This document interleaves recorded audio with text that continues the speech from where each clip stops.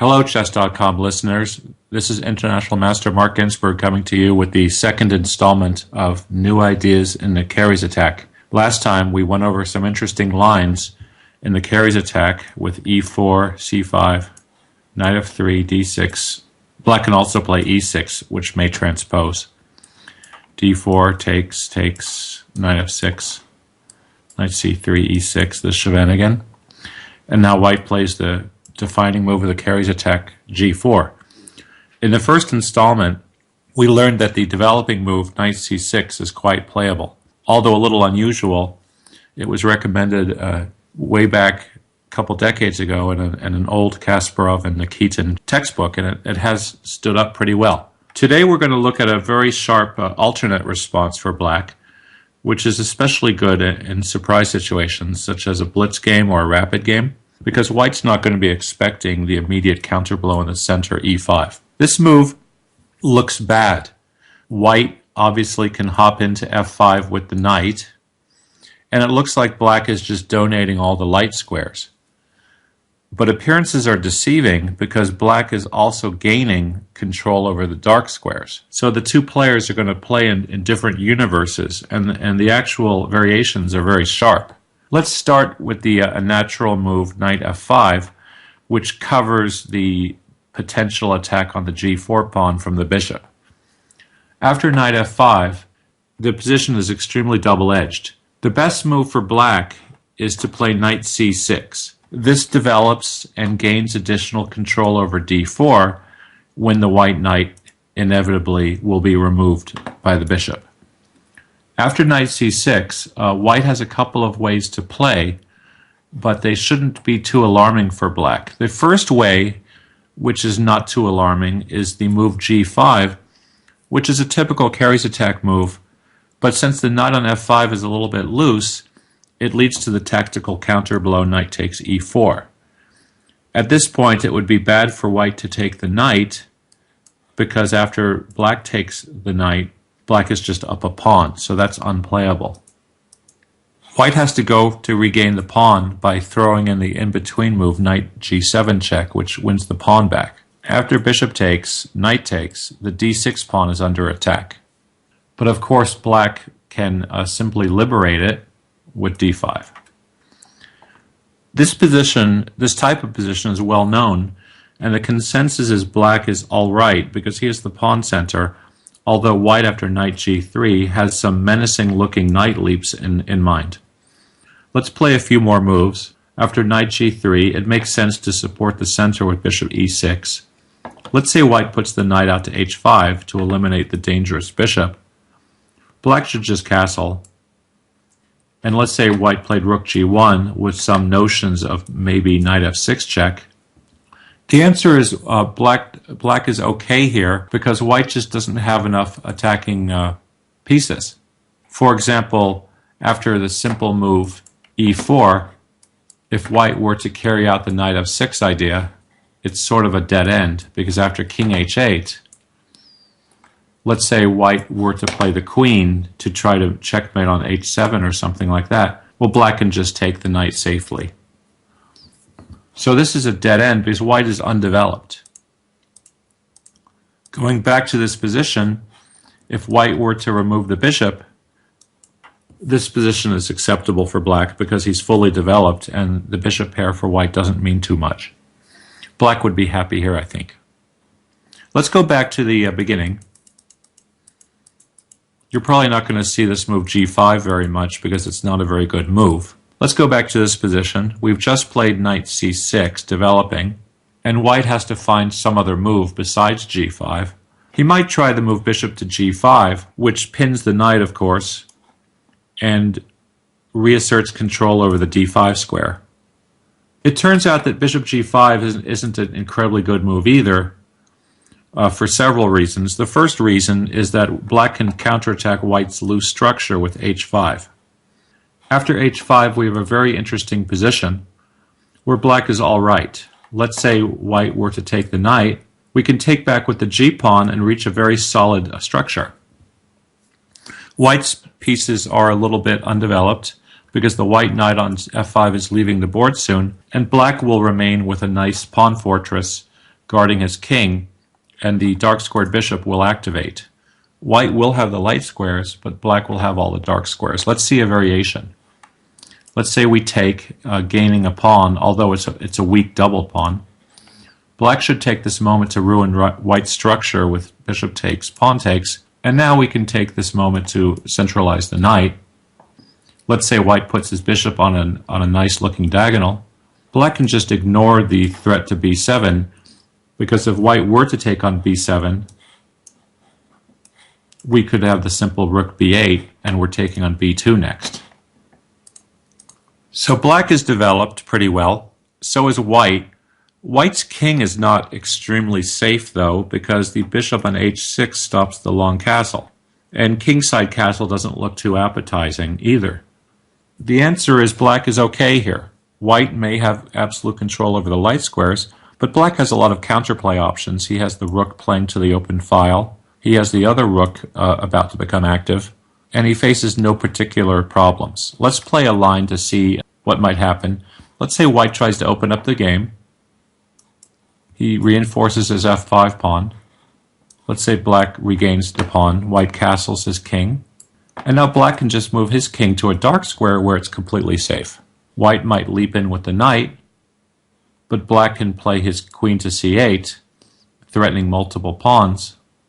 White moves his king away against checks on the g-file, and now black can activate the queen to c4. And after rook g1, with possible ideas of taking on f6, we can just guard. White has come to a dead end.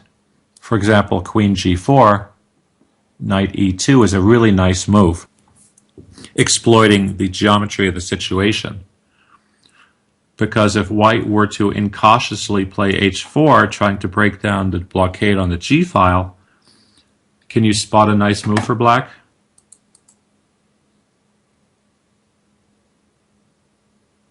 Not so convincing as taking the rook, because white would take back with an attack. But very convincing is knight to f4. Knight to f4 cuts the queen off from the defense of the bishop. That's a very nice move. If white were to take the knight, we can take the bishop with check, and then after something like f3, we can take the knight, and after white takes, for example, black takes, white is running out of steam and black has a superior ending. These coordinations are very nice in practical play. I was able to play a structure like this against Ehrenberg, and I had the better side of a draw in the situation like this where I had the dark squares and he had the light squares.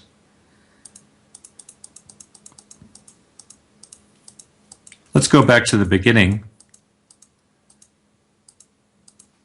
So this bishop to g5 move didn't work out so well because black could counterattack with h5. And the move g5 doesn't work out so well because black can take on e4. So the question is, after knight c6, does white have anything special? Actually, no, white doesn't have anything so special after knight c6, so the position is playable for black. That doesn't mean the entire line is easily all right for black, because we didn't consider another move for white here. When black plays e5, the move knight f5 sheltering the g4 pawn was not the best in the position. More testing for white would be to throw in the bishop check, because we'd like to, if possible, trade the white squared bishops before we jump into f5. This will accelerate white's control of the light squares. In this position, it turns out that it's rather weak for black to go along and trade the bishops. Bishop d7 is not a good move, because after white trades and then pops into f5, this position is an advantage for white, because the absence of bishops is favorable for white. It would be stronger for black to put the knight in the way. This is a better idea. In this position, white can go wrong immediately by incautiously taking the knight. That would be a bad move. The punishment is very funny. Black should take with the queen, which white probably overlooked. After the queen takes, black has a great game. The knight comes to f5, necessary to shelter the pawn, and now we hit with h5, which we've learned already, and the position is starting to get ugly for white. If g5, we play our pre-programmed tactic knight e4. White regains the pawn.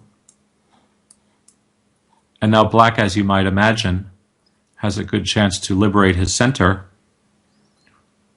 And then after knight g3, let's pause a moment. White is hitting the h5 pawn, but black has a beautiful center and the two bishops.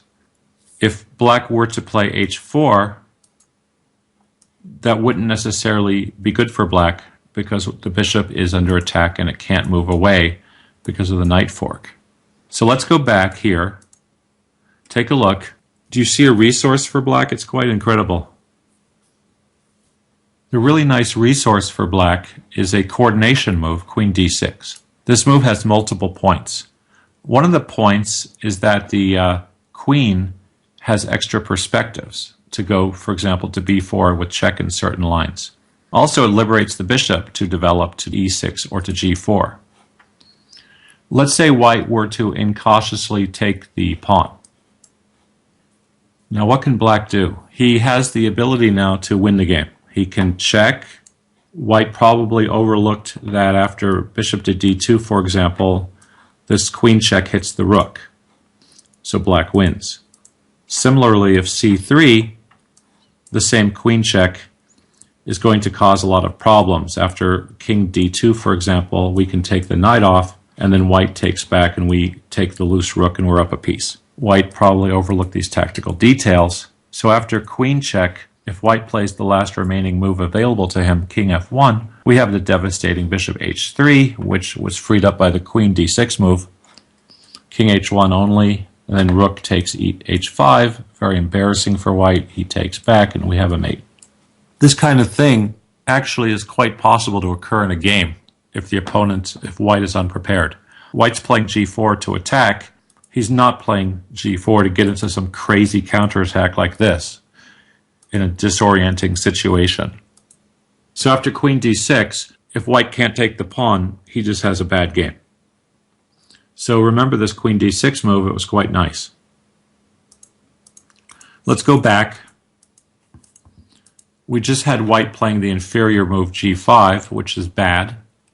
But after the early capture on d7, the queen capture back, black already is good here.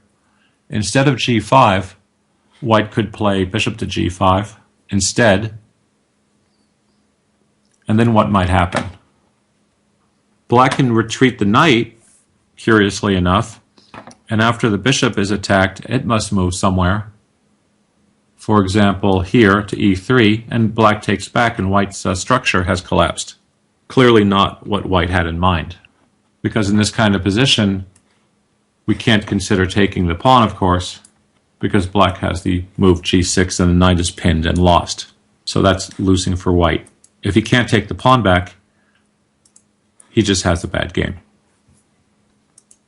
All this goes to show you that the bishop takes d7 capture was not correct. Let's play the right move, which would be knight to f5. After knight f5, black should kick the bishop, and after white takes, we should take with the bishop. Let's say white goes ahead and captures the center pawn and opens the game up. Can black hold it? Yes, because he has the right pieces remaining. Let's see. Bishop takes, queen takes, knight g4, and black's position looks loose. However, if he can get the queen on d6 moved out of there, he can continue development and equalize. Let's see some variations. Suppose white were to try to kick the knight. The f3 move is bad due to queen h4 check, of course, so that's not good. But what happens on h3, another way to try to kick the knight? It turns out that h3 is not very good either. Black has the tactic queen f6. This counterattacks by opposing the queens, and if white were to take the queen back, this poses no obstacles for black whatsoever. So that's something to observe. Suppose white were to play the queen to d2, insisting on keeping the queens on. That wouldn't be so incredibly good either, because black can, in this position, has several moves. For example, he can pop into f3, counterattacking the rook, and white is having problems because if the rook leaves the defense of the pawn on h3, black can take it. So this is not very good for white either. Let's go back to before h3. Does white have something else to do? Well, if white were to put the knight to d5, which looks pleasant, threatening a devastating knight check, black can calmly guard with rook c8. And in this position, black is just as well developed as white, and black has the idea of rook c6 flushing the queen out. If black can castle, he might be able to attack white's king. The position is double-edged. For example, bishop e3, white doesn't mind the trade of the knight because his remaining knight would be good. Black can just go ahead and flush the queen, and after white withdraws the queen, we can go ahead and take the bishop, and we can just develop with bishop e6. And black's position is acceptable. Let's go on a little bit more here.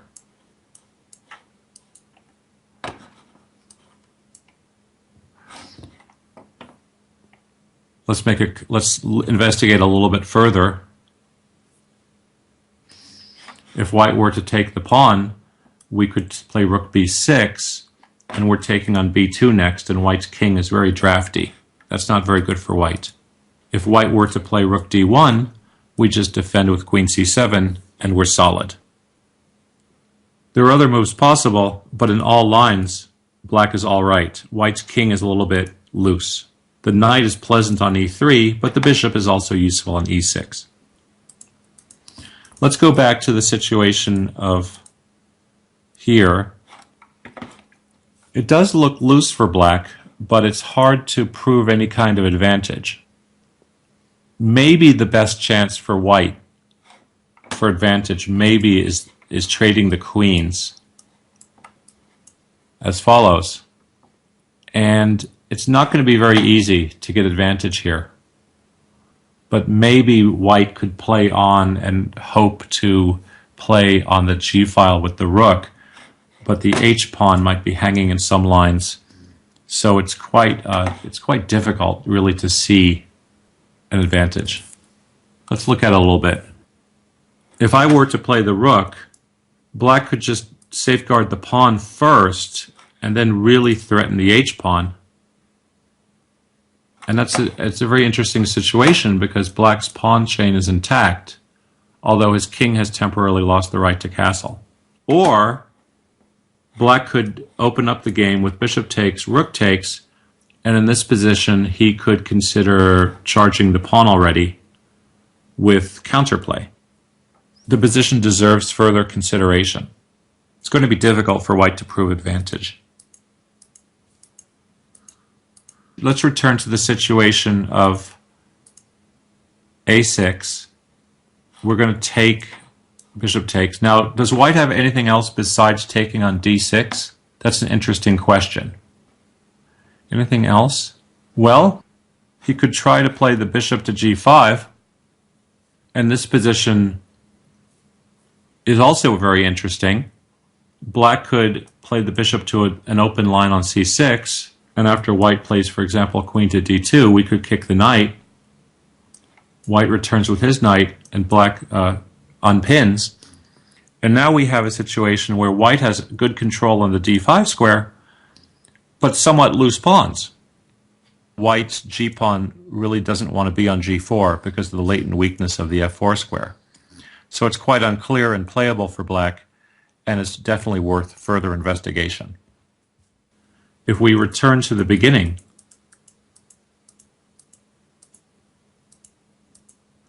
after e5, white's best try, I think, is to check, to try to tempt black to trade the bishops, which is wrong. I think black should keep the bishop by interposing the knight. On the other hand, if white were to play knight f5 immediately, it appears that knight c6 gives black decent counter chances on the dark squares.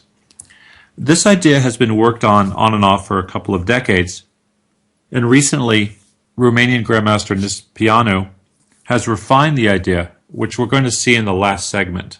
The refinement of the idea is to not commit with e5 just yet. It's to slow white with h6 first, which is another old main line, and white in general follows up with h4 here. And what we do is we transpose to the e5 line by deferring it a little bit, but this h6 move cut out the bishop pinning ideas.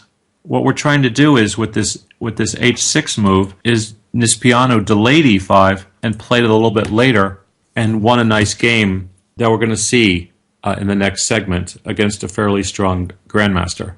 So that was a very nice example game we'll see in the next segment, and that represents the most recent goings-ons in the Keres attack, which is an evolution one above what we did today. So remember, in the first segment, we did knight c6, which is extremely interesting, developing move, sort of ignoring white to counterattack effectively.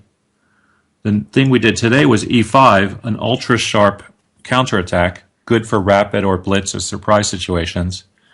And next time we will do the Nispiano refinement, which is to play h6 first, and a little bit later play e5. So thank you very much. This is International Master Mark Ginsburg coming to you next time with the final segment of the New Ideas in the Keres attack.